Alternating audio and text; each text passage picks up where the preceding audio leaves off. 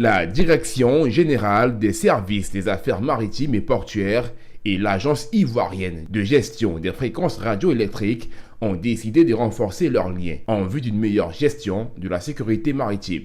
Un partenariat matérialisé à travers la signature des mémorandums d'entente qui vient poser les bases d'une collaboration efficace entre les deux entités et définir ainsi les responsabilités de chacune des structures pour l'assignation des fréquences radioélectriques maritimes.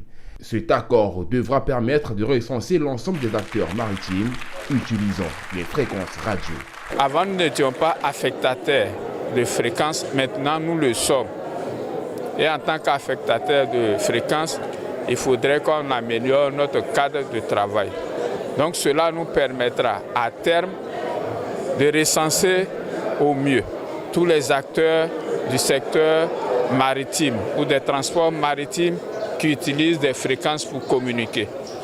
Et dans le contexte de sécurité, de sûreté à optimiser dans le domaine maritime, il est tout à fait indiqué que nous puissions savoir qui sont ceux qui utilisent les fréquences, comment ils l'utilisent et à quelle fin.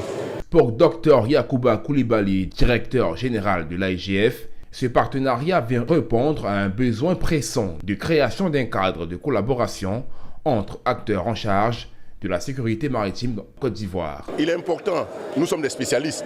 À l'AIGF, nous avons des gens qui sont très qualifiés, qui ont des diplômes dans le domaine des radiocommunications. Il est important que ces personnes aillent collaborer avec les différentes équipes de la DGAM, de la AK, pour pouvoir améliorer ce secteur, qui est un secteur vital pour le pays. Dernièrement, en décembre 2021, comme je le disais, le gouvernement a signé la stratégie nationale du numérique. Et dans cette stratégie nationale du numérique, il est vraiment important de réhabiliter les stations côtières pour qu'on ait des communications entre les bateaux et la terre. Il faut, comme je le dis, surveiller le golfe de Guinée.